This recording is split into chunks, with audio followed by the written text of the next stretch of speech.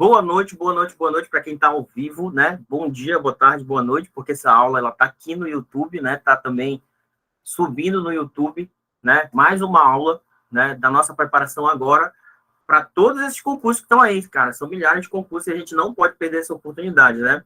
Dei algumas aulas de direito administrativo, agora eu volto com direito constitucional, cara. Direito constitucional, para quem não me conhece, sou o professor Sandro Santiago, né? Galera que está chegando hoje, está vendo a primeira aula ao vivo, aula grátis, a aula fica disponível no YouTube para você ver e rever quando quiser, beleza? Dou aula de direito constitucional e aula de direito administrativo. Hoje a nossa aula é direito constitucional, mas antes de começar a aula, você sabe, né, o que você tem que fazer? Se inscreve lá no canal do YouTube, pô. Nunca te pedi nada, né? Você tá mendigando inscrição e mendigando like, mendigando comentário. Então você que tá aí ao vivo e tá vendo aí na internet, se inscreve, pô. Na dúvida, chama quem? Chama quem? Chama o fiscal, cara. E também tem o meu Instagram, segue lá no Instagram, que de vez em quando, né, a gente pode interagir por lá. Beleza? Tá aí o meu Instagram, @sandro.sntg, beleza? Tranquilo? Esse é mais uma aula do preparatório online, né? Na dúvida, chama o fiscal. E agora, cara, eu coloquei bem aqui, ó. Para os concursos do Detran AP, que edital lindo que saiu do Detran, não foi? Só constitucional, administrativo e legislação de trânsito, bicho. Que maravilha maior do que essa. Para 40 e poucas vagas imediatas, mais 300 de cadastro reserva. Olha, bicho, não vai perder essa oportunidade, cara. Não vai perder essa oportunidade. Também tem o CFO, a galera do CFO, CAI Administrativo.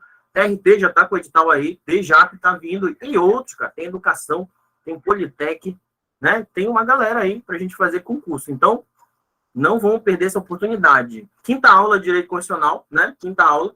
E agora eu sempre falo que a gente vai entrar no tema mais importante e no tema mais cobrado dentro do Direito Constitucional, seja a carreira que for. Então, pode ter certeza, qualquer prova que você for fazer agora, no segundo semestre, vai ter uma questão de direitos e deveres individuais e coletivos, o famoso artigo 5º, né? Artigo 5º da Constituição Federal. Só que o artigo 5º ele é muito longo, pô. Ele é muito longo. Então, vou dividir ele em algumas partes, provavelmente 3 partes, né? 3 partes, para a gente ver ele com calma. Essa é a primeira parte. A gente vai ver o artigo 5º a partir de hoje. A primeira parte, né? A gente vai chegar, eu acho, até o inciso 25, 24, 25, por aí. Beleza? E a gente vai ver algumas informações muito importantes que caem muito em prova, cara. Beleza? Tranquilo?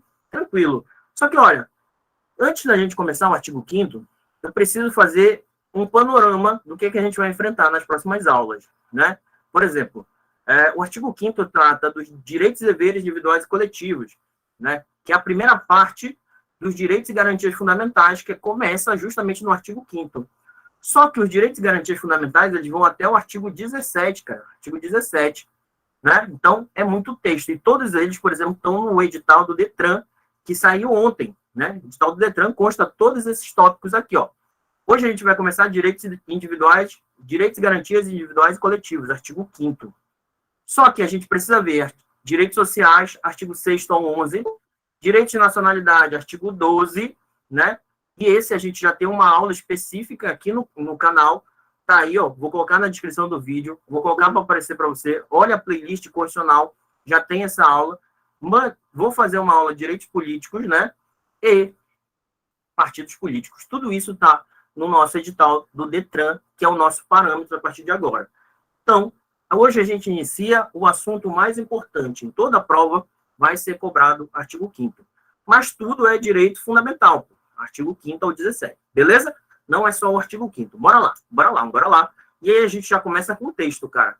É essencial, se você for estudar o artigo 5º, que você conheça os 79 incisos e os 4 parágrafos. Olha o tanto de texto que a gente precisa conhecer. Então, boa parte das questões, por exemplo, da FCC, que é a banca do Detran, ou da FGV, ou do SESP, seja lá o concurso que você vai fazer e tem nessas bancas, boa parte das questões, elas são texto. Então, é o seu papel dar uma lida no texto constitucional, né, a partir do artigo 5º. Faça disso um hábito da sua vida, né?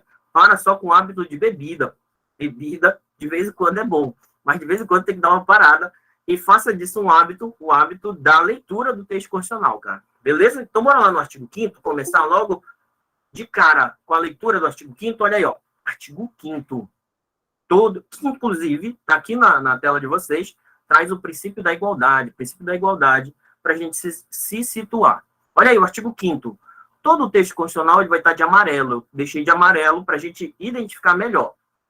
Todos são iguais perante a lei, né? Sem distinção de qualquer natureza, garantindo-se aos brasileiros e aos estrangeiros residentes no país a inviolabilidade do direito à vida, e aí tem que gravar, a liberdade, né? A liberdade, a igualdade, a segurança e a propriedade, nos termos seguintes. Geralmente, quando a gente começa a estudar um artigo 5º, muitas vezes, alguns professores começam com a parte teórica de direitos fundamentais, né? Essa parte teórica eu meio que deixo de lado nesse primeiro momento para a gente se concentrar no texto, né? Para a gente entender um pouco do texto. Por exemplo, fala de características dos direitos fundamentais. Isso a gente estuda muito em direitos humanos. O que eu quero aqui nesse primeiro momento?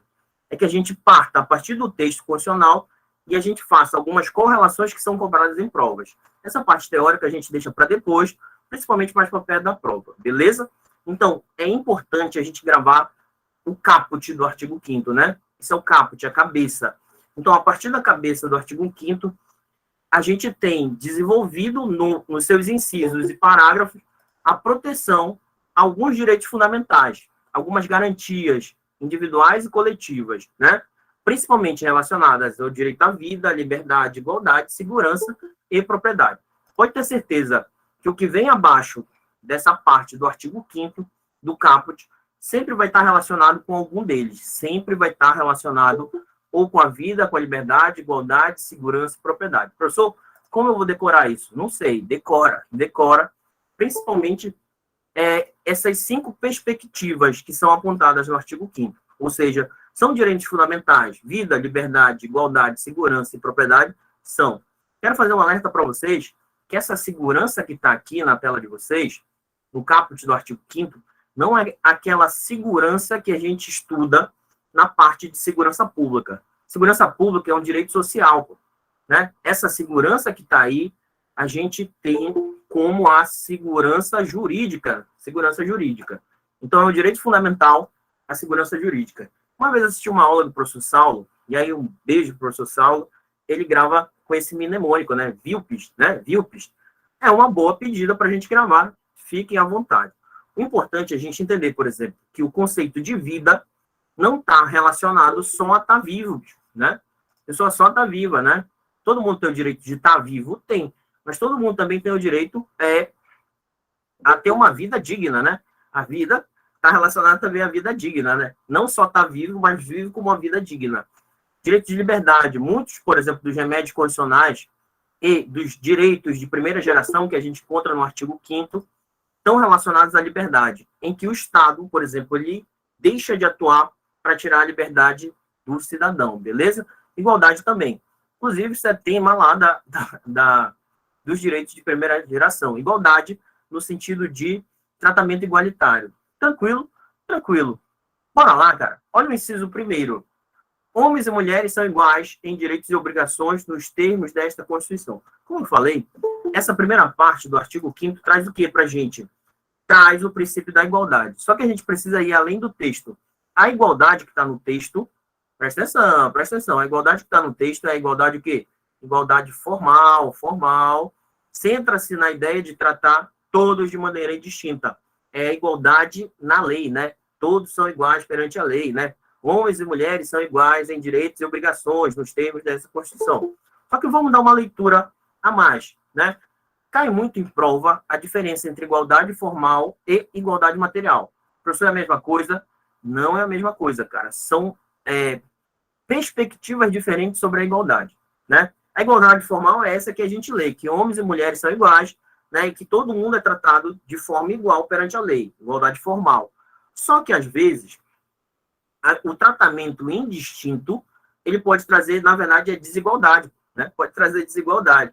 Então, é por isso que a doutrina tem pensado hoje na igualdade sobre outra perspectiva, a igualdade material, olha aí, ou também chamada de substancial. Igualdade material ou substancial. Presta atenção o que é a igualdade material. baseia-se no pensamento de Aristóteles, segundo o qual deveriam tratar os iguais de maneira igual e os desiguais de maneira desigual, pois só assim haveria efetiva igualdade ou equidade, né? E aí, os exemplos de políticas públicas relacionadas a esse tratamento diferenciado, né, em que a doutrina aponta de forma clara, são as chamadas de quê? Ações afirmativas, cara. Grava isso daqui, que as ações afirmativas, né, elas são fruto justamente dessa busca da igualdade material, né? Busca da igualdade material. Qual é a ideia que a gente tem que ter? É possível que o ordenamento jurídico brasileiro traga para certos grupos sociais, tratamento diferenciado, dependendo do plano jurídico que cada um está, é possível. Isso fere a Constituição? Não. A própria Constituição diz assim, olha, a própria Constituição diz que homens e mulheres são iguais, né, em direitos e obrigações nos termos da Constituição. Então, a própria Constituição diz, olha, homens e mulheres vão ter um tratamento igual. Mas, em algumas situações, a própria Constituição pode dizer que esse tratamento ele vai ser diferenciado. Por exemplo, quando a própria Constituição diz que a mulher vai ter proteção no mercado de trabalho. É um tratamento diferenciado? É, mas na busca da igualdade material, né? E isso, por exemplo, nas ações afirmativas, que a gente pode chamar de discriminação positiva, quero que vocês gravem esse texto, esse termo, discriminação positiva, professor. Discriminação,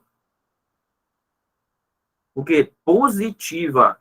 Ou seja, se há, por parte da lei, um tratamento em que há uma discriminação negativa, em que não se sustenta no mundo dos fatos, esse tratamento desigual é uma discriminação negativa. Mas já se no mundo dos fatos, certos grupos sociais, na busca da igualdade material, são tratados de forma diferente, a gente fala em discriminação positiva. E aí tem exemplo de políticas públicas relacionadas a essas ações afirmativas, como cotas, por exemplo, como o microsistema de proteção da criança, do adolescente, que a gente vê lá no ECA, o Estatuto do Idoso, né, que traz um tratamento diferenciado para esse grupo. Tudo isso são discriminações positivas, são tratamentos diferenciados baseados na igualdade material. Beleza?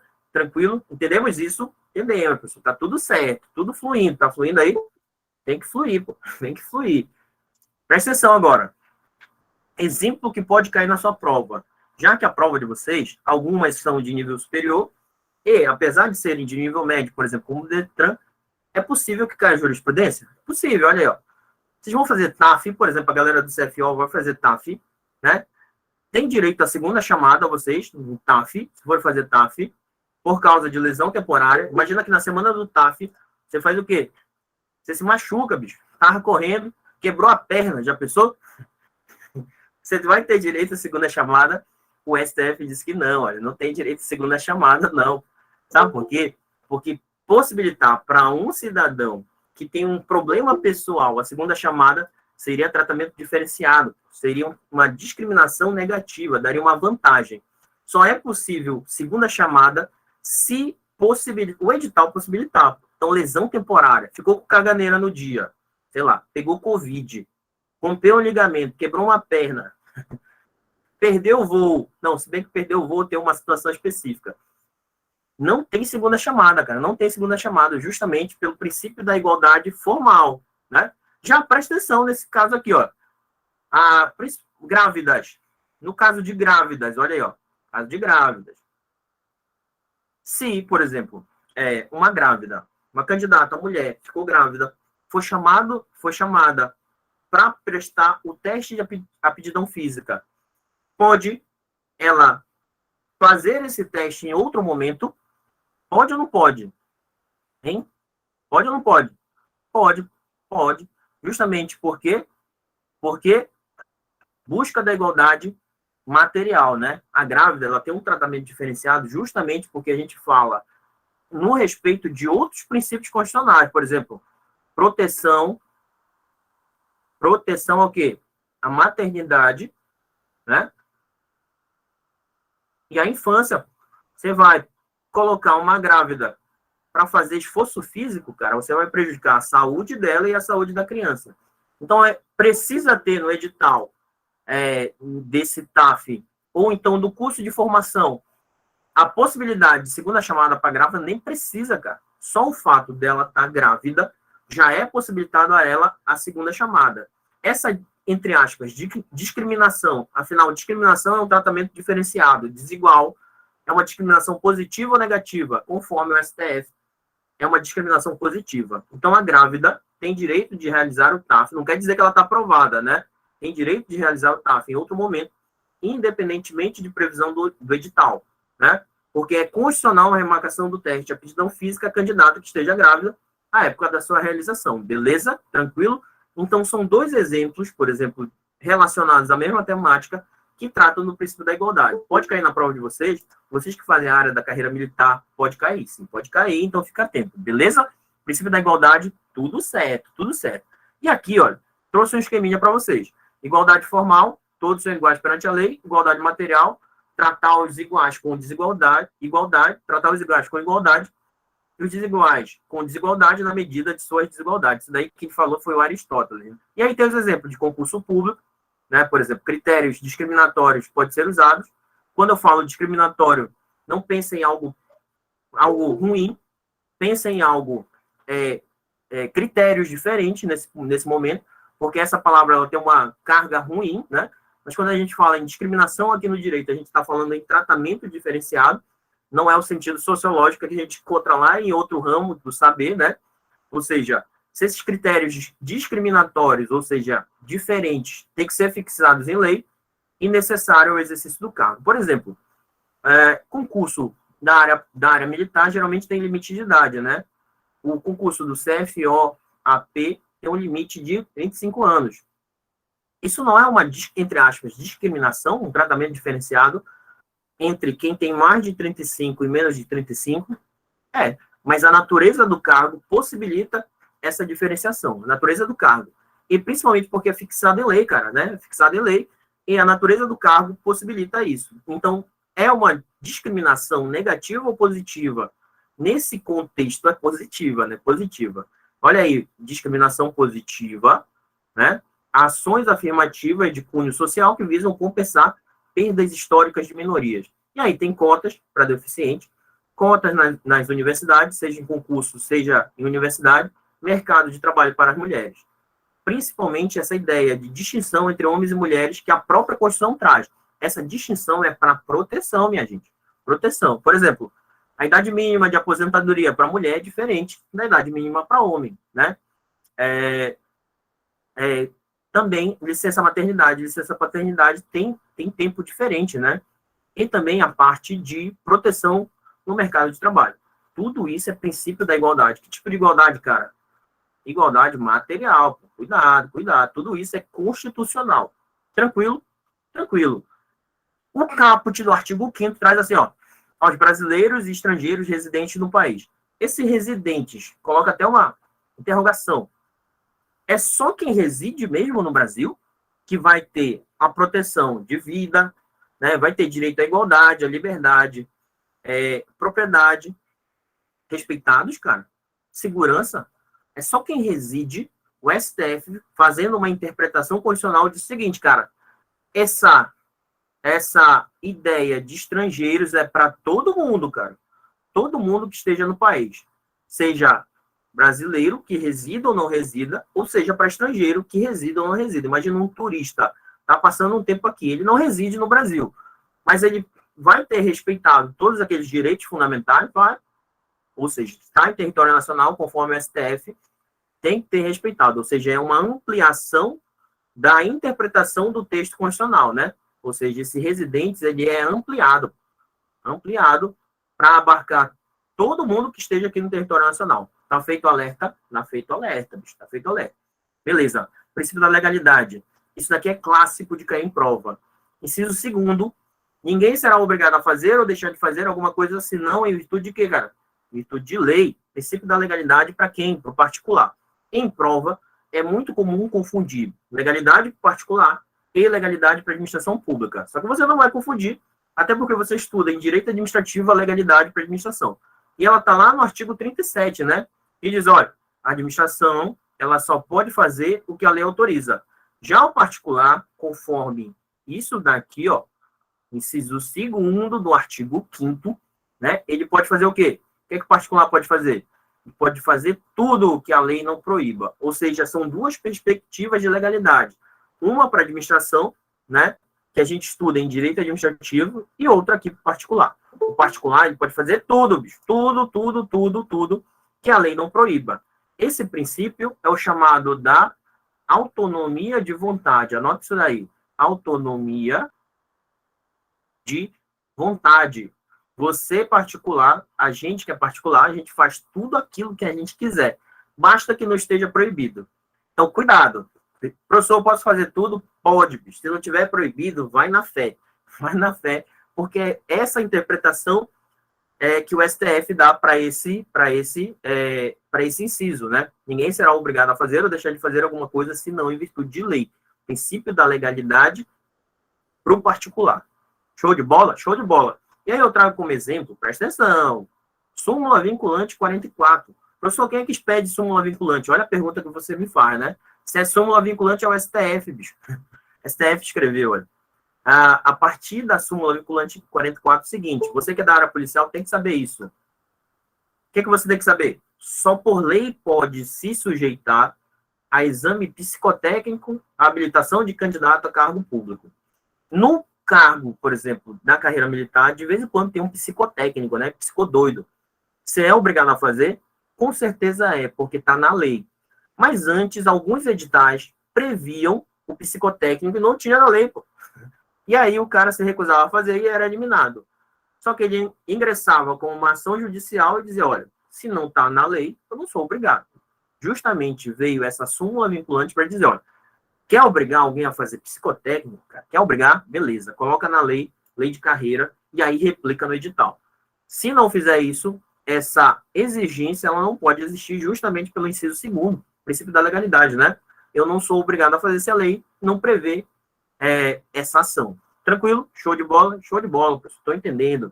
E aí a gente avança no texto constitucional justamente com o inciso 4º. Perceberam que eu pulei o inciso 3º? O inciso 3º eu vou trabalhar lá na frente, porque ele trata de outro assunto. Então, eu trouxe um bloco aqui relacionado à liberdade de expressão e à vedação ao anonimato. Cara, é clássico em prova, por exemplo, dizer que é possível manifestar o pensamento de forma anônima. Pelo contrário, a Constituição ela é clara, olha, é livre a manifestação do pensamento, sendo que é vedado, pô, é vedado o anonimato. Não vai marcar em prova que é permitido o anonimato. Você quer manifestar o pensamento, você é livre, cara. Liberdade de expressão. Só que faça isso assumindo a responsabilidade por aquilo que você fala. Essa é a ideia que a Constituição quer trazer. Fazendo isso de forma anônima, você viola, você não tem direito à liberdade de expressão. Por quê? Porque caso você extrapole os limites da liberdade de expressão, você precisa o quê? Você precisa responder por isso. E aqui a gente começa a tratar de um tema muito importante, cara. Quando entram em conflito dois princípios fundamentais, dois direitos fundamentais, como é que se resolve? Como é que se resolve? Imagina, entrou em conflito a liberdade de expressão, né? Todo mundo tem direito de manifestar o seu pensamento, né?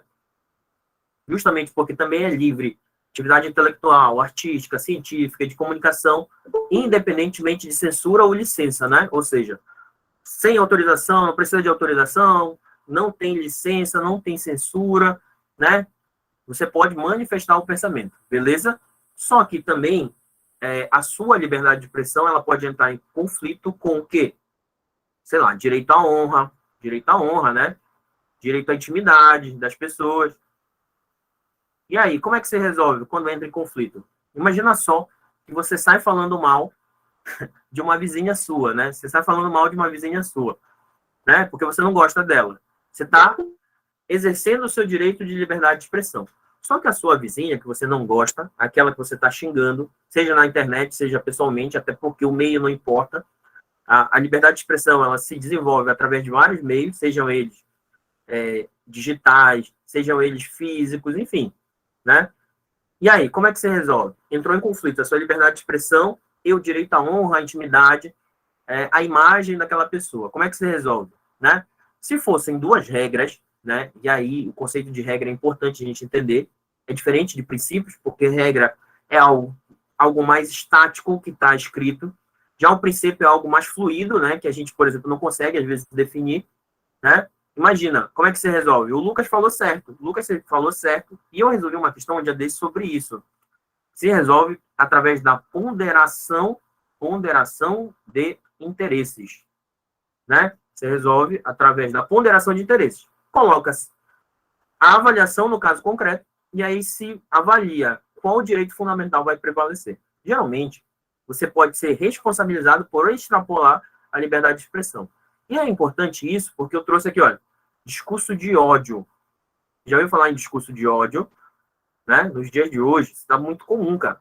Só que, aqui para o direito constitucional é importante, olha, você não pode, quando eu falo você, de forma geral, os particulares, não podem usar como desculpa a liberdade de expressão para sair propagando discurso de ódio. O discurso de ódio, conforme o STF, olha aí, ó, a liberdade de expressão não admite o chamado discurso de ódio, né? Que é a incitação ao ódio público, né? Você incitar o ódio publicamente, seja contra grupos sociais, outras pessoas, né? Pessoas que pensam diferente de você, isso não é abarcado pela liberdade de expressão, porque justamente você está extrapolando um direito fundamental, justamente porque você está invadindo a esfera dos direitos fundamentais de outras pessoas, né? E principalmente essa decisão estava relacionada a denominações religiosas, por exemplo, em que certas pessoas incitavam o ódio publicamente contra algumas denominações religiosas e seus seguidores, né? Ou seja, a liberdade de expressão, que é algo muito caro, e ela parte na frente mesmo, na Constituição Federal de 88, ela não abarca esse discurso de ódio, beleza? Tranquilo? E isso dá um mote para a gente entender que nenhum direito fundamental ele é absoluto, bicho. Os direitos fundamentais são absolutos, todos são absolutos, nenhum direito fundamental é absoluto, cara. Tira isso da tua cabeça, porque eles podem ser relativizados num caso concreto. Esse é um caso clássico. Não se pode usar um direito fundamental, por exemplo, para quê? Para cometer crime. Discurso de ódio é crime. Assim como você não pode usar a sua casa para cometer flagrante delito, um delito, que ela pode ser invadida sem o seu consentimento, você não pode usar da sua liberdade de expressão para propagar discurso de ódio. Beleza, tranquilo. Bora seguir. Direito de resposta. E aí, a liberdade de expressão, ela casa com o inciso 5º, cara. O inciso 5º é importante porque ele diz, olha, é assegurado o direito de resposta proporcional ao agravo. O direito de resposta, ele é proporcional, né? Se você, sei lá, insultou uma pessoa e ela pedir direito de resposta, esse direito de resposta ele tem que ser propagado pelos mesmos meios, né? Proporcional, lógico, né? Proporcional ao agravo feito. Se a imagem foi arranhada, você tem que dar um jeito de consertar. Beleza? E aqui abaixo, olha, é importante a gente ver isso, olha. O direito de resposta, ele se soma à indenização por dano moral, material ou estético, ou à imagem. Presta atenção. O mesmo inciso 5º diz o seguinte, olha, é assegurado, além do direito de resposta, por proporcional ao agravo, e tem um além, bem aqui, né? Esse além da ideia de soma, ou seja, é possível cumular o direito de resposta com indenização por dano material, moral ou à imagem. Dano material está relacionado a dinheiro, né?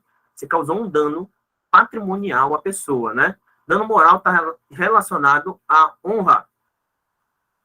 Honra subjetiva da pessoa, né? Você causou um mal injusto e grave que desonrou ela. A honra subjetiva foi violada. E a imagem nem se fala, né? Você não pode pegar a imagem das pessoas. Por exemplo, vocês estão vendo a minha imagem, né? Vocês só estão vendo a minha imagem, reproduzindo a minha imagem porque eu estou permitindo. Mas vocês não podem pegar a imagem de qualquer pessoa e usar em um contexto que ela não permita. Por quê? Porque a imagem é um direito fundamental de cada um. E que só se usa a imagem das pessoas assim quando elas permitem. Então, cuidado quando você usa a imagem de outra pessoa, porque isso pode configurar dano material moral, né? Dano material. Você pode ter que pagar uma indenização, né? Dinheiro, uma indenização civil, né? Pode ser condenado a pagar danos morais, justamente porque você está violando a imagem da pessoa, que é algo personalíssimo. Então, só se usa a imagem de outra pessoa num contexto que ela não permita se ela quiser. Então, cuidado, cuidado. Vocês que ficam usando a imagem das outras pessoas para fazer figurinha no WhatsApp, cuidado. Beleza? Professor, tá aumentar o volume. Olha, meu volume está no máximo. Meu microfone está bem aqui na minha frente. Vejam aí se não é o de vocês. Se não é o de vocês que está com problema. É sério, tá no máximo aqui. Vejam aí. Tá beleza? Tá beleza? Eu tenho feito nesse volume várias vezes por dia, né? As outras vezes foi nesse volume. O meu microfone está bem aqui na minha frente, olha. E eu acho que tá normal, beleza? Bora continuar? Então dá uma aumentada aí. Dá uma aumentada aí no negócio de vocês. Cara, bora falar aqui, ó. Nessa parte de indenização por dano moral, material ou imagem, e eu falei que você precisa de autorização de uma pessoa, seja para falar dela, né? No sentido de que, se você extrapolar o que fala, você pode pagar uma indenização, né? E, principalmente, olha, você já ouviu falar em biografia não autorizada? Biografia não autorizada. Você precisa pedir para o biografado autorização para fazer uma biografia? Não, pô. É possível a publicação independentemente de autorização do biografado. Só que o que é que você precisa saber? Isso é liberdade de expressão. Você escreve o que quiser do biografado. Tranquilo. Só que se você fizer extrapolar o que você está escrevendo, lógico, você vai responder por dano, ou vai, né, proporcional ao agravo, e pode responder por dano material, moral ou à imagem. A doutrina já fala em dano estético. Já ouviu falar em dano estético? Professor, o que é um dano estético? Lembra esse pessoal agora que está fazendo rinoplastia? Não virou moda, né? Parece que o cara vai na feira e compra uma cirurgia no nariz. Está virando moda. Pode configurar, por exemplo, não ficou da maneira, trouxe alguns danos físicos para a pessoa, aquela rinoplastia. Pode configurar dano estético? Pode. Então, cuidado para fazer esses negócios aí. Beleza? Tranquilo? Olha aí, ó. Dentro do direito de resposta, são invioláveis, olha, a intimidade, a vida privada, a honra e a imagem das pessoas. Se você violar qualquer um desses, vai ter que pagar indenização pelo dano material, moral ou a imagem. Beleza? Tranquilo. De boa. Sem drama aqui, sem drama. Bora lá. Esse tema aqui, para a gente já acelerar um pouquinho, esse tema, ele cai muito em prova. Cai muito em prova da FCC. A FCC adora esse tema escusa de consciência. Trouxe em bloco para a gente dar uma lida e para a gente entender a dinâmica, cara. Dinâmica. Primeiro, esse inciso 6º, ele fala da liberdade de crença. Liberdade de crença. É um direito fundamental você acreditar no que quiser, né? Olha aí, ó. É inviolável a liberdade de consciência, aquilo que você acredita, seja politicamente, seja filosoficamente, e de crença, aquilo que você acredita relacionado a uma crença, sendo assegurado o livre exercício dos cultos religiosos e garantidas na forma da lei a proteção aos locais de culto e suas liturgias. Beleza. Liberdade de crença. Acredita naquilo que você quiser. E, principalmente, isso desenvolve a ideia de que o Brasil é um Estado laico. O Brasil não tem religião oficial. E também não quer dizer que o Brasil seja um Estado ateu, né? Ele não professa uma fé de forma oficial, mas também ele não professa nenhuma no sentido de negar. Ele diz assim, olha, a gente não tem fé oficial porque a gente é laico e cada um acredita no que quiser. Beleza? Tranquilo. Esse 7, basta uma lida, é assegurada nos termos da lei a prestação de assistência religiosa às entidades civis e militares de internação coletiva. Então, é muito comum nessas entidades de internação coletiva, presídios, hospitais, né? Nem sei se tem hoje em dia casas de internação, mas antes tinham, né? Mas eu acho que não tem essas comunidades terapêuticas e tal. É possível que haja o quê? Prestação de assistência religiosa. É normal, justamente porque as pessoas que estão, por exemplo, privadas de liberdade, elas perdem a liberdade, né? Por ter cometido um crime. Mas elas não perdem os outros direitos fundamentais, por exemplo, de respeito à sua integridade, respeito à sua liberdade de consciência e de crença, e é justamente por isso que essa assistência religiosa ela é possível. Tranquilo. Só que eu quero que vocês leiam o 8º. O 8º, ele cai muito em prova, bicho. Ele cai muito em prova. E eu estou fazendo esse alerta porque é importante, bicho, para a prova que a gente grave o 8º. Olha, ninguém será privado de direito por motivo de crença religiosa ou convicção filosófica ou política. Essa daqui é a regra. Se perguntar na prova, alguém pode ser privado de direitos por motivo de crença religiosa, convicção filosófica ou política? Você vai dizer não, em regra. Não, em regra. Mas tem alguma situação em que a pessoa pode ser privada de direitos por aquilo que acredita, hein? Ela pode ser privada. Outra coisa, aquilo que você acredita pode te livrar de uma obrigação legal a todos imposta, hein? Imagina, você acredita em uma situação, seja um pensamento político, filosófico ou religioso, em que você resolve não cumprir uma obrigação legal a todos imposta.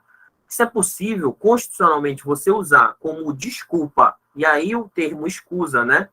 Vocês veem lá muito em direito penal, escusa de consciência, usar a sua consciência como desculpa para não cumprir essa obrigação legal a todos imposta, geralmente em prova, cai alguns exemplos assim, eu não gosto de citar muito, até porque eu não conheço muito, sei lá, da crença de cada um, né? Não é esse o importante aqui.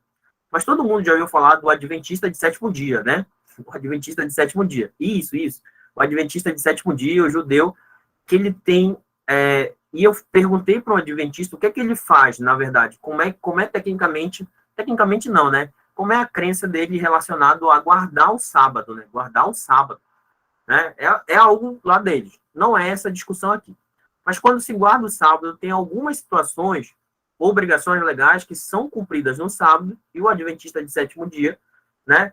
Não que ele se recusa, é que a crença dele é incompatível com essa obrigação legal, e aí ele usa, né, como escusa o que ele acredita para não cumprir a obrigação legal. É possível isso no texto constitucional brasileiro? Cara, é possível. Justamente porque a liberdade de crença ela é assegurada pelo direito brasileiro. Beleza? Né? Ou seja, sei lá, imagina que tem, sei lá, um serviço público, ela é servidora pública, ela tem que trabalhar no sábado. Né? No sábado. E aí ela diz, não, cara, pelo que eu acredito, eu não posso trabalhar no sábado. É possível que ela use isso como desculpa, entre aspas, para não cumprir essa obrigação legal? É possível. O texto constitucional está dizendo isso, olha, ninguém pode ser privado de direitos por motivo de crença religiosa, convicção filosófica ou política, salvo, né, e aí eu negritei, se advocar para eximir-se de obrigação legal a todos imposta, beleza, imagina que não tem na lei essa prestação alternativa e recusar-se a cumprir a prestação alternativa fixada na lei. Imagina que não tem nada na lei determinando de forma alternativa para aquela pessoa que se recusa a cumprir, né, a obrigação legal a todos impostos, se recusou. Ela pode ser privada de direito, já que não tem nada na lei de prestação alternativa, não pode. Então, ela pode usar como desculpa, entre aspas, a crença religiosa, filosófica ou política, e se não tiver nada na lei dizendo de forma alternativa que tem que ser cumprida, essa pessoa ela não vai ser privada de direito. Quando ela vai ser privada de direitos, aí tem que acumular duas coisas. Ela tem que usar como escusa de consciência uma convicção filosófica, política ou religiosa para não cumprir a obrigação legal. E se a lei prevê, olha aí, se a lei prevê a prestação alternativa, ela não cumprir a prestação alternativa, só aí ela vai ser privada de direito. E qual é a consequência de não cumprimento tanto da obrigação legal quanto da prestação alternativa? Está lá no artigo 14. Ela vai perder os direitos políticos, né? 14? Acho que é o 16. Acho que é o artigo 16, cara. Né? Lá da Constituição Federal, que diz, olha, não haverá cassação dos direitos políticos, salvo nos casos de perda ou suspensão, aí lista alguns casos. Um desses casos faz referência ao artigo 5º, inciso 8º, né? Quando a pessoa não cumpre a obrigação legal e também não cumpre a prestação alternativa fixada em lei, né? Tranquilo? Entendemos como funciona a escusa de consciência? Então, pronto. Bora seguir? Bora seguir. Isso cai muito em prova. Atenção total nesse bloco aqui de escusa de consciência e liberdade religiosa, liberdade de crença, beleza? Beleza, galera, beleza. E também isso daqui, tudo cai em prova, né, professor? Tudo. Olha aí, cara, olha esse tema. Inviolabilidade do domicílio. Cara, é um direito fundamental que o domicílio, que é um ambiente em que a gente tem para intimidade e vida privada, ele seja preservado, né?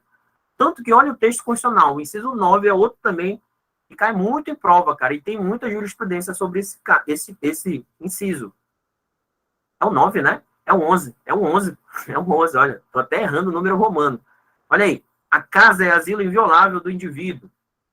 Ninguém nela podendo penetrar sem o consentimento do morador, salvo nos casos de flagrante delito ou desastre, ou para prestar socorro, ou durante o dia por determinação judicial. Esse texto você já deve ter lido e relido várias vezes. Vocês da área policial, principalmente, né? Principalmente já deve ter lido e relido muitas vezes. Vou passar aqui rapidinho para a gente já esquematizar essa parada e aí a gente volta naquelas decisões judiciais. Isso daqui a gente precisa aprofundar o máximo possível. Máximo possível. Inclusive, a Ana Cristina lembrou que a FCC costuma trocar judicial por policial. Foi a questão de soldado, não foi? A questão de soldado trocou judicial por policial. Beleza? Tranquilo? Olha aí, ó. Quem é que pode entrar na casa do indivíduo? No domicílio, na casa, inviolabilidade da casa. Quem é que pode entrar? Quem é que pode entrar? Em regra, ninguém, né? Só pode entrar quem o morador permitir. Essa é a regra. Porque o domicílio é um asilo inviolável, né? É um asilo inviolável do indivíduo. Então, se você não permitir que alguma pessoa entre na sua casa, ela não pode entrar. Não pode entrar. Só que, como eu falei para vocês, não há direito absoluto, né? A regra é que, sem o consentimento do morador, ninguém entra, pô. Né? Você só entra na sua casa quem você permite. Sei lá. Se o seu vizinho, você chama de, sei, bora assistir o jogo do Flamengo lá em casa, você está permitindo que ele entre, pô. Né? Está permitido que ele entre. Mas se você disser não, ele não entra. Porque, no mínimo, se ele entrar sem consentimento, fora das previsões legais, constitucionais, no mínimo ele está cometendo inviolabilidade de domicílio, né? Inviolabilidade de domicílio, que é um crime. Por que eu falo no mínimo? Porque dependendo do que ele está querendo, a inviolabilidade de domicílio ela é absolvida por outro crime. Por exemplo, se ele quiser furtar, não tem violabilidade de domicílio, né? Tem furto, né? O crime meio é absolvido pelo crime fim. Então, quem entra na sua casa? Quem você permite. Essa é a regra. Só que, presta atenção, a Constituição traz algumas o quê? Traz algumas exceções, lógico, a gente vai ter que decorar, e você já deve ter decorado, né? Muitas vezes. Sem consentimento, como é que se entra na casa de alguém?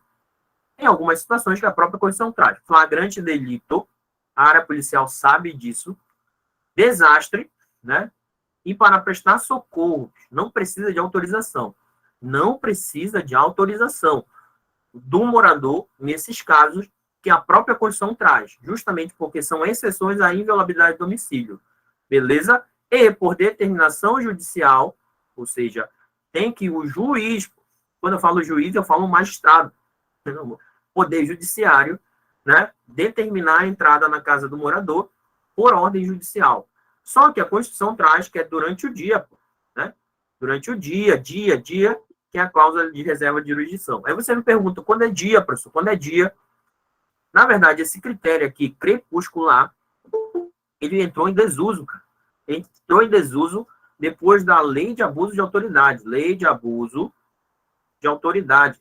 Não lembro o número dela, mas na Lei de Abuso de Autoridade diz o seguinte, que não comete abuso de autoridade quem cumpre determinação judicial na casa de alguém, né? Na casa de alguém, quando das 5 horas da manhã até o quê? Até as 21 horas. Ou seja, não é que determinou o que é dia e o que é noite a Lei de Abuso de Autoridade. O que ela fez foi deixar mais claro, mais simples, para quem vai cumprir uma diligência judicial que precisa ser nesse intervalo, né? De 5 às 21 horas, que aí não se comete abuso de autoridade. Beleza? Só que no texto constitucional, isso você responde lá na Lei de Abuso de Autoridade. Quando você vai responder uma questão de constitucional, qual é a palavra que está na Constituição? Hein? É dia.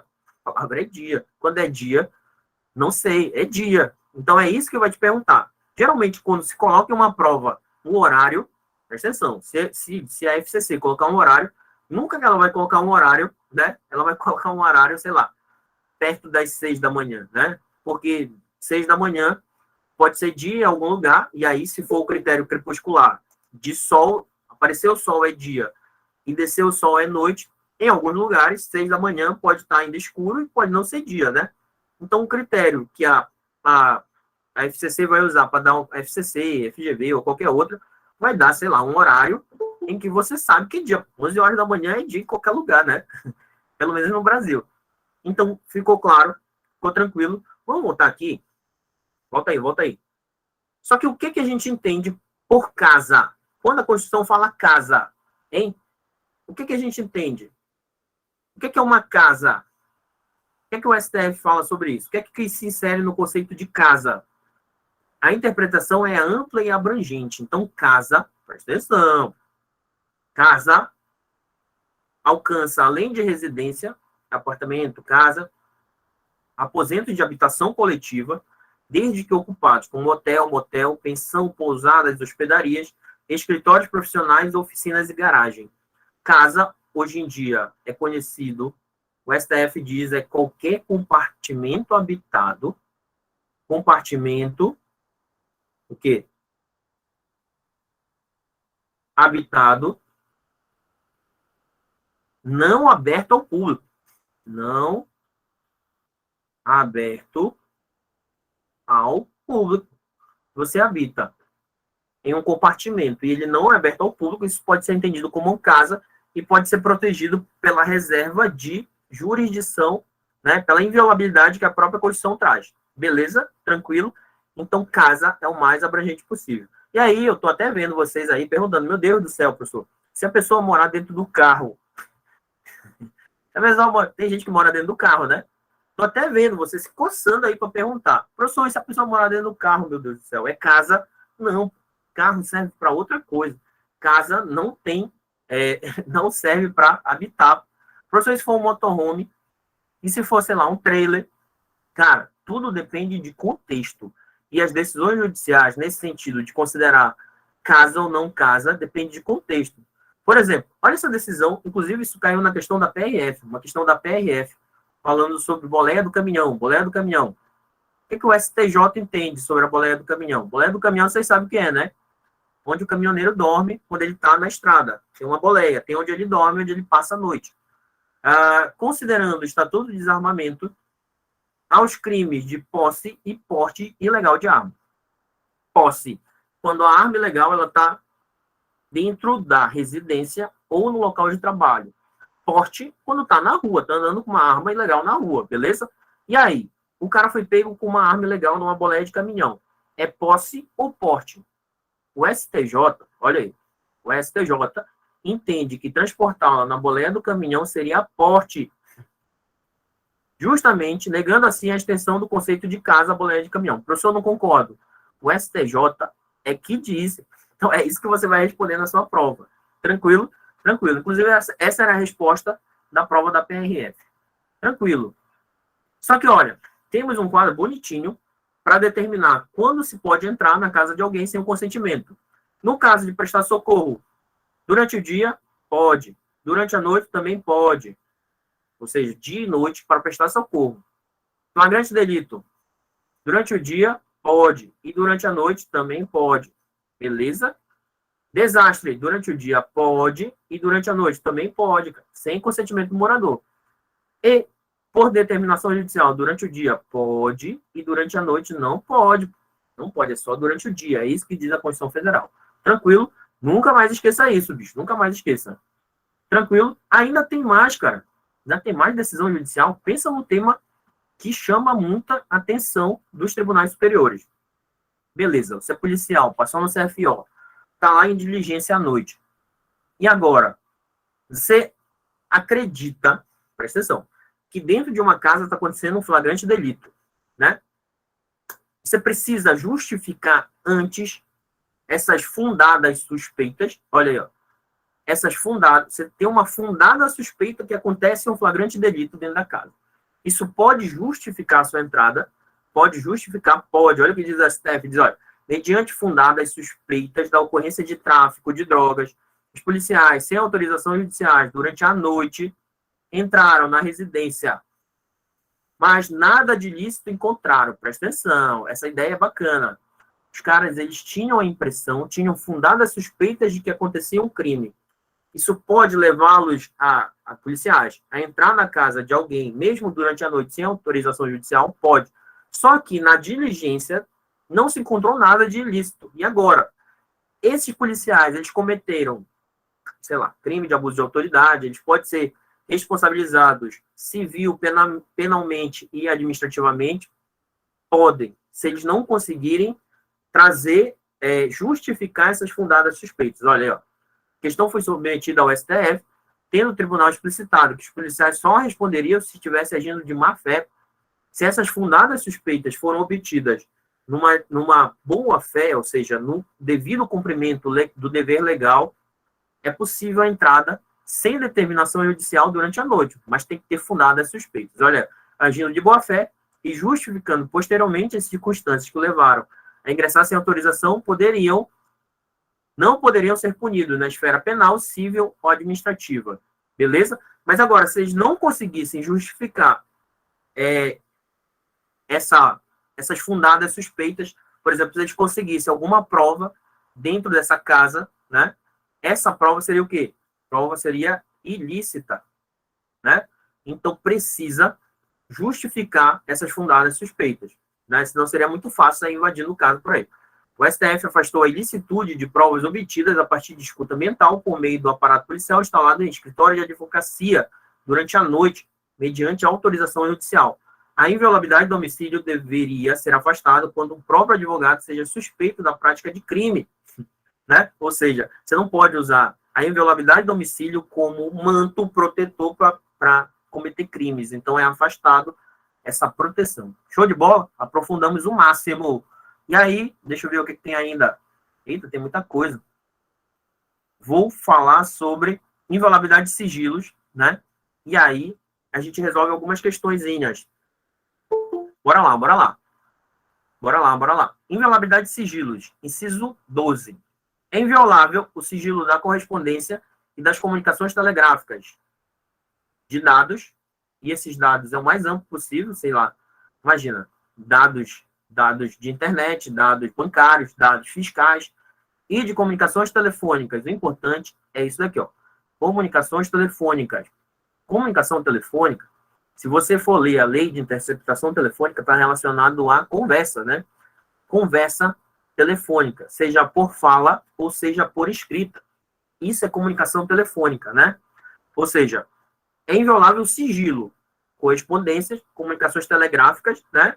E de dados. Dados no geral. Por exemplo, sei lá, o GPS é dado. O IP desse computador que eu estou usando é dado. O meu extrato bancário é dado. Sei lá, a minha conta de telefone com os números que eu liguei é dado. A minha agenda de telefone é dado, né? Só que a comunicação telefônica, ela é mais difícil de ser quebrada. Olha, diz assim, ó, salvo no último caso por ordem judicial, esse último caso é justamente comunicação telefônica, conversa, né? E são duas hipóteses que é possível quebrar as comunicações telefônicas. É o famoso grampo, né?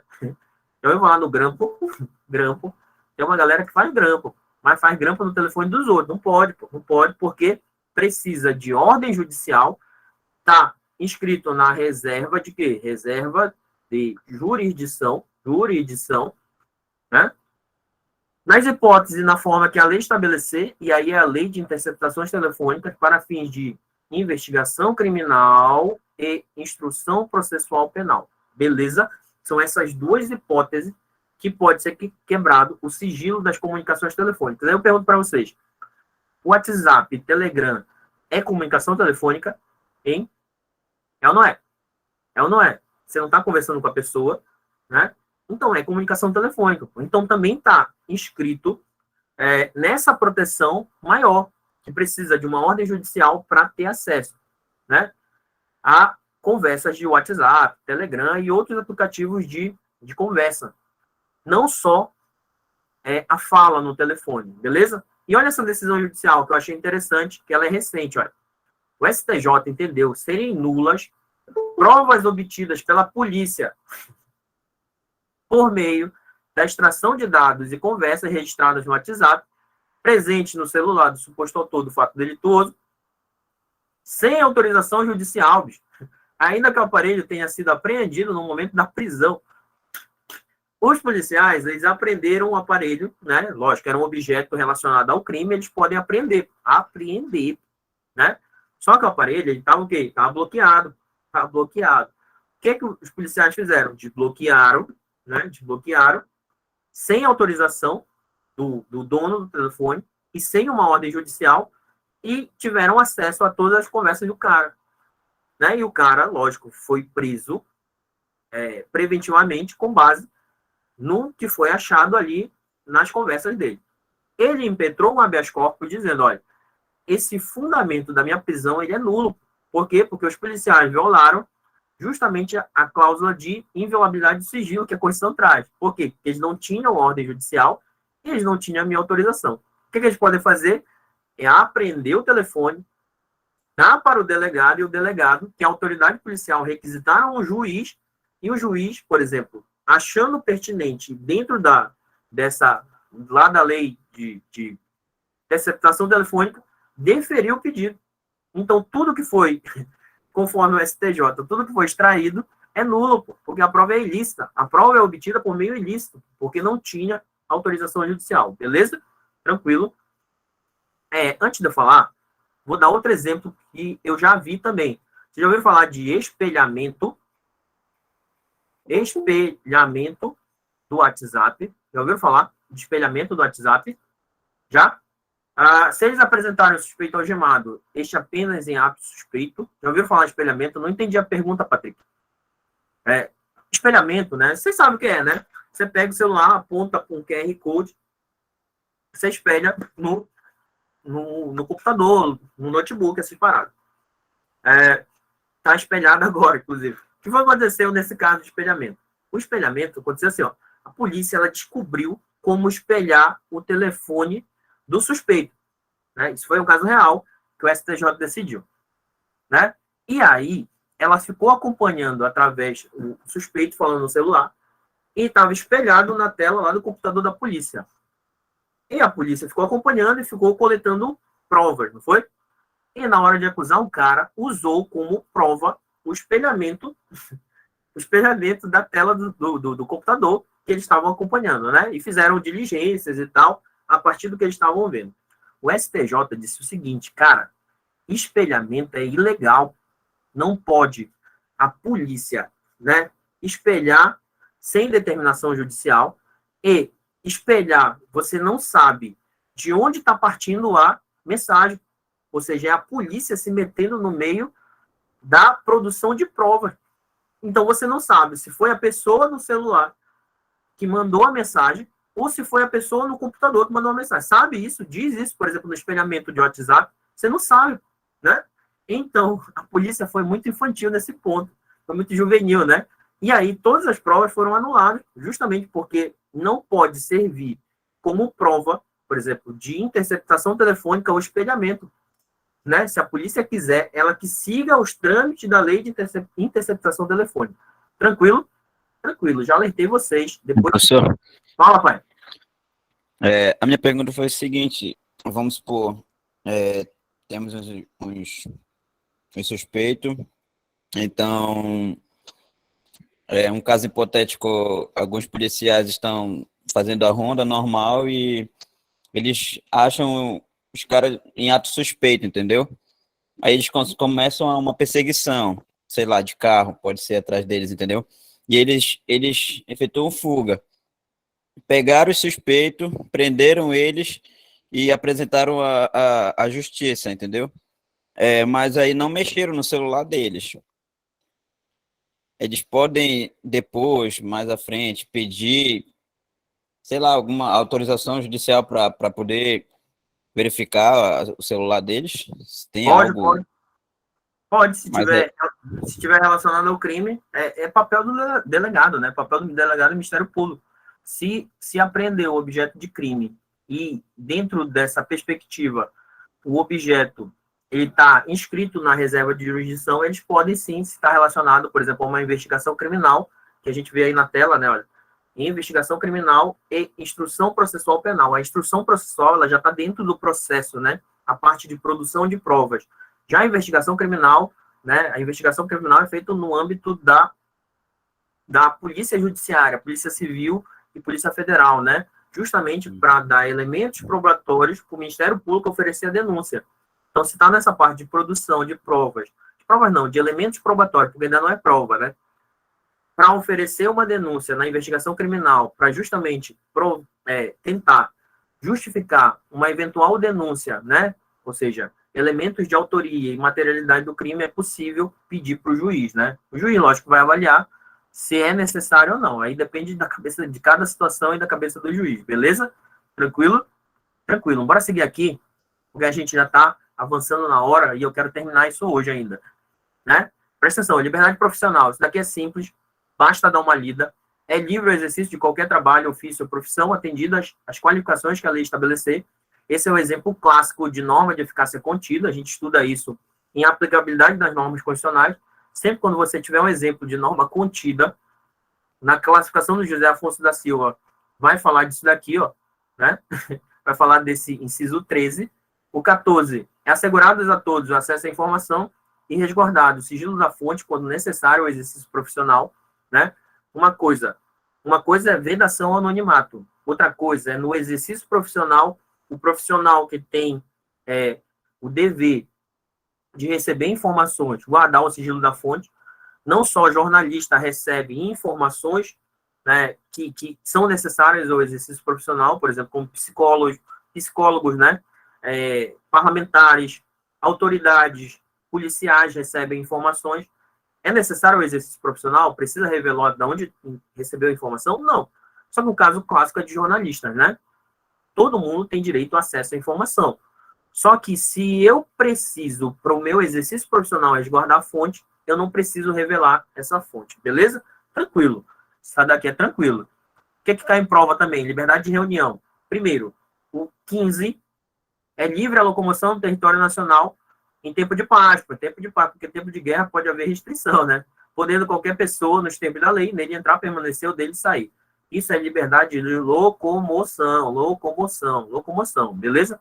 Só que cai esse daqui, ó. É o 16. Liberdade de reunião. Todos podem reunir-se pacificamente, sem armas, em locais abertos ao público, independentemente de autorização. Não precisa de autorização. Desde que não frustre outra reunião anteriormente convocada, sendo apenas exigido o quê? Prévio aviso. Não precisa de autorização, basta o prévio aviso. Vou fazer um alerta para vocês, que essa decisão ela é recente. O que a gente entende sobre prévio aviso? O STF disse, olha, a exigência constitucional de aviso prévio relativamente ao direito de reunião é satisfeita com a veiculação de informação que permita ao poder público zelar para que seu exercício se dê de forma pacífica e que não frustre outra reunião. Uma reunião convocada, ela é automaticamente declarada ilegal caso não haja o prévio aviso. O STF disse que não. Por quê? Porque esse prévio aviso ele é satisfeito, né, com a veiculação da informação para que chegue às autoridades. Não precisa de formalismo. Por exemplo, se eu divulgo numa rede social, é problema das autoridades se não prestarem atenção. Se eu divulgo na TV, se eu faço um outdoor, alguma coisa, né? Rede social também configura prévio aviso, isso é importante, né? Justamente porque isso é informal. Rede social pode configurar prévio aviso? Pode, né? Essa exigência de um prévio aviso formal é camuflar justamente uma autorização que a Constituição diz que não é necessária. Ou seja, tem que ter um prévio aviso, tem justamente para as autoridades se prepararem, né? Sei lá, vai fechar a rua, vai ter que precisar da polícia, essas coisas, e também para verificar se não tem outra reunião para o mesmo local. Até porque se tiver outra reunião para o mesmo local e eu frustrar essa reunião, essa minha reunião é ilegal. Quando ela não é ilegal? Quando eu não frustro outra reunião e eu faço prévio aviso. O prévio aviso, ele tem que ter em todas as situações, tem que ter. Mas, como eu falei, esse prévio aviso, conforme o STF, é o quê? Ele é o mais informal possível. E não precisa de formalidade. E, automaticamente, a reunião ela não é colocada na ilegalidade por não haver prévio aviso. Tranquilo? Tranquilo. O que eu preciso gravar, professor? Precisa, olha, tem que ser pacífica. Isso tem que gravar, lógico. Não pode ter uma reunião desordeira. Sem armas. Olha, a própria Constituição não pode frustrar outra reunião. Tem que ser em local aberto ao público, lógico, se for um local fechado, local privado, isso depende da autorização do dono do local, mas se for em local público, pode ir na fé, independe de autorização, ou seja, prescinde de autorização, bastando apenas o prévio aviso, que a gente viu que é algo informal. Só que aí, faço uma correlação, por exemplo, lá com o final da Constituição, com o estado de defesa. Pode haver restrição à liberdade de reunião? Pode. Em estado de sítio, pode haver o quê? Suspensão da liberdade de reunião. Beleza? Tranquilo, professor. Estou entendendo tudo. Direito à associação, cara. Para a gente fechar essa parte teórica, e aí a gente resolve as questões. É um bloco, novamente. É plena liberdade de associação para fins lícitos, né? Não vai fazer associação para fim ilícito, por vedado de caráter paramilitar. Isso é importante, porque de vez em quando vem uma questão dizendo, olha, é possível associação de caráter paramilitar. O que diabo é paramilitar, bicho? Paramilitar, o militar, né? Aquele militar do Estado, né? Forças Armadas, e os militares também da administração pública dos estados e territórios, né? Já esse paramilitar é como se ele fosse um militar paralelo ao Estado. Então, é uma associação de gente para fazer maldade, como diz, né? Ou seja, é um fim ilícito. Paramilitar é um fim ilícito. Então, não pode se juntar para ser paralelo ao Estado. Beleza. Texto. A criação de associações na forma da lei de cooperativas não precisa. Você não precisa de autorização para criar associação, cooperativa e sindicato. Tá? E não pode o Estado interferir em nenhum dos três. Então, qualquer questão de prova que fale que precisa de autorização já está errada. 19. As associações só podem... isso daqui cai muito. Isso daqui cai muito. O 19, bicho, é o que mais cai sobre associação, né? É o que mais cai. Eu vou até passar. Vou ler o texto, olha. Ninguém poderá ser compelido a associar-se ou permanecer associado. Beleza. Entidades associativas, quando expressamente autorizadas, aí tem que autorizar, tem legitimidade para representar seus filiados judicial ou extrajudicial. Tudo texto. Você dá uma lida depois. Que é importante. Olha isso daqui. Isso daqui cai muito em prova.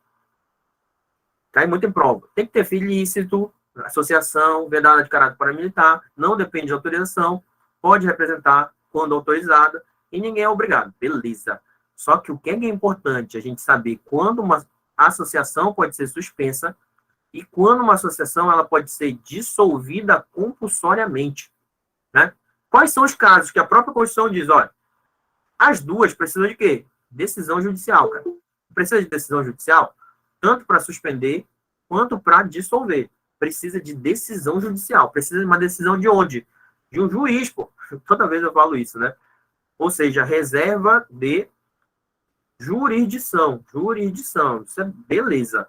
Só que a própria Constituição diz, olha, como para dissolver, olha aqui, para dissolução compulsória é algo mais grave, essa decisão judicial ela tem que ter o quê? O trânsito em julgado. Pronto. Que diabo é trânsito em julgado? Trânsito em julgado é quando não cabe mais recurso. Né? Trânsito em julgado quando não cabe mais recurso. Para dissolver só com trânsito em julgado.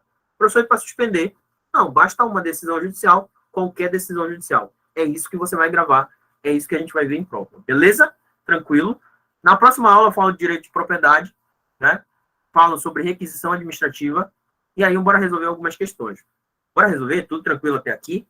Tudo tranquilex? Alguma dúvida? Vou tomar uma água, aquela água de praxe. Aguarda aí, bicho. Aguarda aí. Eu já volto. 10 segundinhos.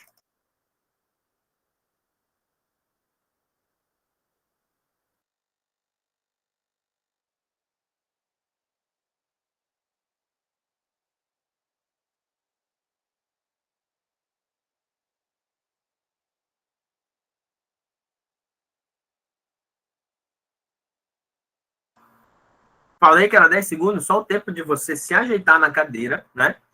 Se ajeitar na cadeira, pegar o material, dar uma olhada, dar uma respirada, tomar um cafezinho, nem dá tempo de tomar café, tomar uma água. E agora a gente vai fazer o quê? Resolver questões. A gente tem que resolver questões quando?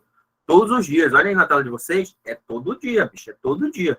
Não vai fugir de resolver questão que você não vai passar em prova sem resolver questões. Bora lá, cara. Concurso do Detran é o quê? FCC, né? FCC. Então, as seis primeiras ou 7 primeiras questões são o quê? FCC, para a gente já ir treinando. Presta atenção. Muitas das questões da FCC, elas são texto constitucional. Você precisa ter em mente o texto. Uma ou outra vez tem uma decisão judicial ou jurisprudência, né? Mas a maioria é texto. Olha isso daí, de 2021, técnico judiciário auxiliar lá do TJ Santa Catarina. Sobre direitos e deveres individuais e coletivos, considerem: as entidades associativas têm legitimidade para representar seus filiados judicial ou extrajudicialmente, independentemente de autorização? Não, precisa de autorização. Viram como é texto? A gente acabou de ler o texto dizendo que precisa de autorização, aí vem a FCC perguntando algo, né, fora do texto. Independentemente de autorização, não, tem que ter autorização para representar os filiados, a associação, beleza? Se a primeira está errada, você elimina a letra D e elimina a letra E, beleza? Olha aí, sobraram letra A, letra B e letra C. Esse daqui, ó, no caso de iminente perigo público, a autoridade competente poderá usar de propriedade particular, assegurada ao proprietário indenização ulterior, mesmo que não haja dano. Próxima aula a gente vai ver, o nome disso é requisição administrativa, que eu pulei até para a gente encurtar um pouquinho a aula. Mas, para ter indenização no caso de requisição administrativa, precisa haver dano, hein? Essa segunda está certa ou errada? A primeira está errada, a primeira está falsa, a segunda também está falsa. Por quê? Porque na requisição administrativa, para haver indenização, é necessário dano, né? Se é necessário dano, está errado. Aí está dizendo que é independe de dano, mesmo que não haja, né? Então a segunda está errada. Olha como é simples. CC fica simples, né? E aí sobrou 3 e 4. Então 3 e 4 estão corretas, né? Inclusive as 3 e 4 não ensinei hoje. Vou ensinar em outro momento, é outra parte do artigo 5º. Mas olha, a prática de racismo constitui crime inafiançável e prescritível, sujeito à pena de reclusão nos termos da lei. Isso é texto constitucional. Não vou discutir agora, porque em outro momento vou aprofundar isso. E as presidiárias serão asseguradas condições para que possam permanecer com seus filhos durante o período de amamentação. Também está correto, também é texto constitucional. Trouxe a questão justamente pelas duas primeiras, né? Duas primeiras, que a gente viu que o erro está em uma palavra ou a troca de uma ideia do texto constitucional. Então, qual é o seu papel para fazer a prova do Detran, que é a FCC? É comer o texto da Constituição com açaí e farinha. Todo dia. Todo dia tem que ler esse texto. Beleza? Tranquilo? Com açaí é bom, né? Com açaí é bom. Olha aí, FCC 2019. Prefeitura de São José do Rio Preto, agente administrativo, que é um cargo semelhante ao que você vai enfrentar. Pô. Olha aí. O direito de associação, conforme previsto expressamente na Constituição da República Federativa do Brasil, de 88. Ler todo dia ali na CF, todo dia, por favor. Inclusive, para os meus alunos, eu vou fazer um compilado do que é cobrado na Constituição Federal, para você ler só o que é necessário, beleza? Me cobra isso daí. Letra A. Fica vedada a suspensão compulsória das atividades das associações, a não ser por decisão judicial transitada em julgado. A letra A está certa. A letra A está correta. Fica vedada a suspensão compulsória das atividades das associações, a não ser por decisão judicial com trânsito em julgado. A FCC, nesse ponto, ela foi um pouco esperta para pegar candidato desavisado. A palavra compulsória, que eu li aqui, ó, no texto constitucional, está ligado a dissolução. Ela vem do lado da palavra dissolução. Só que aqui está falando de suspensão. A suspensão precisa de decisão judicial com trânsito de julgado? Não. Precisa para dissolver. Então, a letra A está o quê? A letra A está errada. Está errada. A letra A está falsa. Esperta, a FCC foi esperta. B. Desde que não tenham fins lucrativos, as atividades associativas gozam de imunidade tributária? Não, isso não está no artigo 5º. Tem nada a ver com associação, né? A associação, ela tem que pagar tributo mesmo. Então, isso daí está errado. C. A criação de associações e, na forma da lei, de cooperativas independem de autorização? Correto. A letra C está corretinha, é o texto constitucional. Tanto para criar associação e cooperativa não precisa de autorização, basta se associar. A associação, ela serve para uma coisa, sindicato serve para outra e cooperativa serve para outra, né? A associação é a estipulação de vínculo, entre um grupo que não tinha o vínculo antes. A gente se associava, sei lá, bora criar a Associação dos Alunos do Professor Sandro, né? A gente não tem vínculo, mas a gente quer se associar. A cooperativa serve para outra coisa. Então, tá certo isso? Tá certo. Letra C tá certo. Tem uma galera respondendo letra E. Bora ver por que tá errada. Letra D. A interferência estatal no funcionamento das associações somente se justifica para a garantia da ordem pública. Não pode o Estado interferir em associação. Beleza? Por que a E está errada, professor? Meu Deus do céu, eu errei. Todos podem associar-se pacificamente em locais abertos ao público, sendo apenas exigido prévio aviso à autoridade competente. O que está errado aqui? Hein? O que a E está errada? Cara, esse texto, ele é do direito de reunião.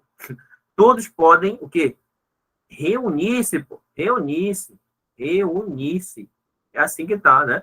Pacificamente, sem armas, em locais abertos ao público, sendo apenas exigido prévio aviso. Isso mesmo. Primeiro que a FCC trocou o direito de reunião pelo direito de associação. É sacanagem. Por isso que é bom a gente conhecer o texto, né? Essa pegadinha aí pegou a galera. Todo pode reunir-se, pô. Negócio de associar-se em locais abertos ao público.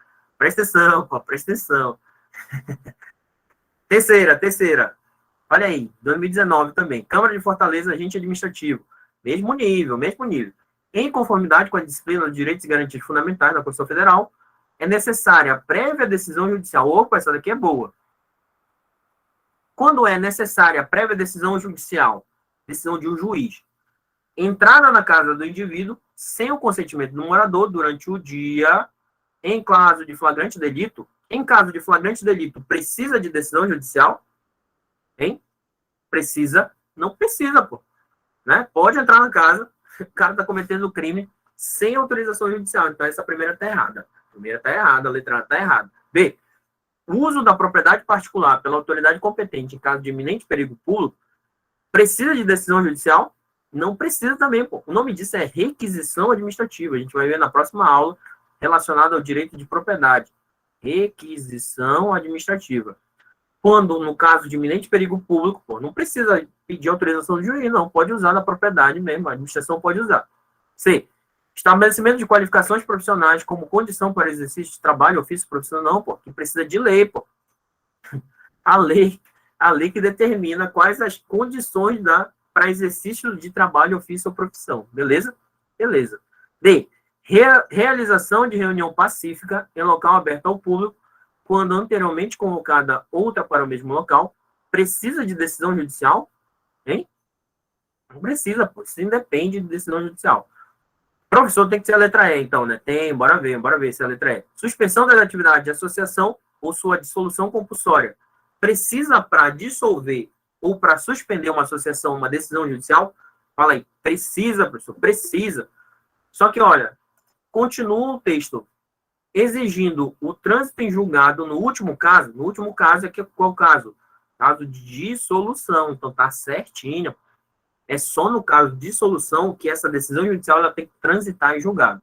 Correta é a letra E. Estilo FCC clássico. Quarta, em virtude da disciplina constitucional das liberdades de associação e reunião, ninguém será compelido a associar-se ou manter-se associado, salvo no caso de filiação e entidade errado. Ninguém pode ser compelido a associar-se ou manter-se associado.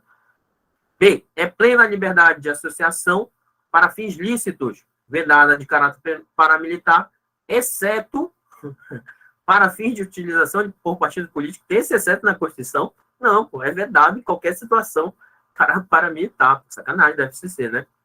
Presta atenção. C. A realização de reuniões pacíficas independe de autorização, sendo exigido prévio aviso à autoridade competente, apenas na hipótese de haver outra convocação para o mesmo local. É só apenas na hipótese de haver outra reunião para o mesmo local que precisa do prévio aviso? Não, pô, é em qualquer situação. É exigido o prévio aviso. Então, essa daí está certa ou errada? Está errada também. Está errada a letra A, está errada a letra B e está errada a letra C. D. As associações poderão ter suas atividades suspensas pela autoridade administrativa competente, embora a sua dissolução compulsória dependa de decisão judicial. Opa. A autoridade administrativa pode suspender, bicho, a associação. Hein? Não, pô. Quem faz isso é o quem? É um juiz, pô. É um juiz. Letra E, pô. Tudo é letra E nessa porra. É vedada a interferência total no funcionamento de associações e cooperativas, embora a criação das últimas esteja sujeita aos termos da lei. É isso mesmo que diz, olha, para criar, não pode interferir, mas quer criar, siga os termos da lei. Então, a letra E está correta, está correta. Porra, professor. Quinta, olha aí. TJ Maranhão, né? Analista judiciário de direito. Presta atenção, presta atenção.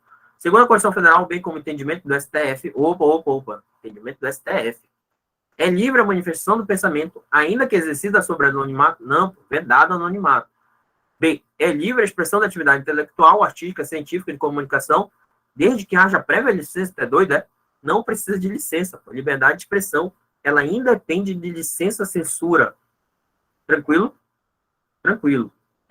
Letra C.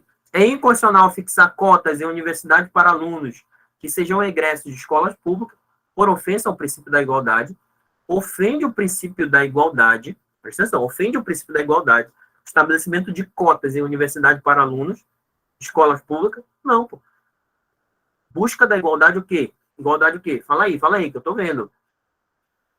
Igualdade material, pô. Igualdade material, que a gente viu logo no comecinho da aula. Então, é constitucional, disse o STF, é constitucional. Não é inconstitucional, não. É o quê? É constitucional. Beleza? É constitucional. D. As associações só poderão ser compulsoriamente dissolvidas ou ter suas atividades suspensas por decisão judicial, exigindo-se em ambos os casos, perceberam que a FCC gosta desse, né? Em ambos os casos, não. Só no último caso, né? Para ter atividade dissolvida, acabada. Dissolver, acabar. É só no último caso da dissolução. O senhor tem que ser a letra E. O senhor trouxe só questão letra E, culpa da FCC, bicho. Parece que a FCC gosta de letra E. É ilícita a prisão civil de depositário infiel, qualquer que seja a modalidade de depósito. Pior que é isso mesmo, cara. Não expliquei, vou explicar nas próximas aulas. Isso é uma súmula vinculante do STF, né? Súmula vinculante, cara. Hoje só pode prender por dívida quando você não paga a pensão alimentícia. Se você for depositário infiel, de boa, pode ficar de boa que você não vai ser preso. Mas é a letra E mesmo, a gente vê na próxima aula. Sexta. E a PEN 2018. Presta atenção. É livre a expressão da atividade intelectual, artística, científica e comunicação, desde que mediante prévia licença? Não precisa de licença, não. Está errado. A casa é asilo inviolável do indivíduo. Ninguém nela podendo penetrar sem o consentimento do morador, até aqui está certo, salvo em caso de flagrante delito ou desastre, ou para prestar socorro durante o dia, por determinação judicial, determinação policial, agora que eu li, né? Determinação policial, bicho. É um policial que vai determinar entrar na casa de alguém durante o dia. Não, pô. É um juiz, pô. Determinação judicial. Viram o quê? A colega, alguém lembrou lá no começo isso, e está sendo cobrado pela FCC, e foi cobrado na prova de soldado. Então tá errado a letra A. Tá errado a letra B. C. Todos podem reunir-se pacificamente sem armas em locais abertos ao público, independentemente de autorização, desde que não frustre outra reunião anteriormente convocada para o mesmo local, independentemente de prévio aviso. Não, tem que ter um prévio aviso. Tá errado. D. A criação de associações, na forma da lei de cooperativas, dependem de autorização? Não depende. Esse tipo de prova da FCC, ele é clássico. Ele vai trocando umas palavrinhas que você precisa estar atento ao texto. Então, pronto, o professor tem que ser a letra E de novo. De novo, a letra E. É livre a locomoção do território nacional em tempo de paz, podendo qualquer pessoa, nos termos da lei, dele entrar, permanecer ou dele sair com seus bens. Beleza? Beleza. Cara, vou fechar aqui a noite, nossa, com essa sétima questão, porque eu acho que já deu 1h30 é o tempo suficiente para a gente, né, dar uma aula bacaninha para não ficar cansativo. Beleza? Então, vou fechar com essa sétima. E aí ficam as outras no material de vocês para vocês resolverem. E eu vou disponibilizar no grupo e também, sabe onde? Aqui no YouTube. Pô, tá aí na descrição. Eu sempre coloco o material. Então, olha aí, a sétima. Quem fez essa prova da polícia, soldado, acertou essa questão? Questão de direito constitucional sobre direitos e garantias fundamentais. Como eu sempre falo, sempre vai ter uma questão sobre artigo 5º, independentemente da área que a gente faça. Tribunal, seja agora área administrativa, área policial, vai ter uma questão de artigo 5º. E caiu na prova da PM de 2022. Prova no dia... Que dia foi? Nem lembro. Foi julho, não foi? Foi julho. Sobre os direitos e deveres individuais e coletivos, a Constituição estabelece que, letra A, presta atenção, no caso de iminente perigo público, a autoridade competente poderá usar de propriedade particular, assegurada ao proprietário prévia e justa indenização em dinheiro.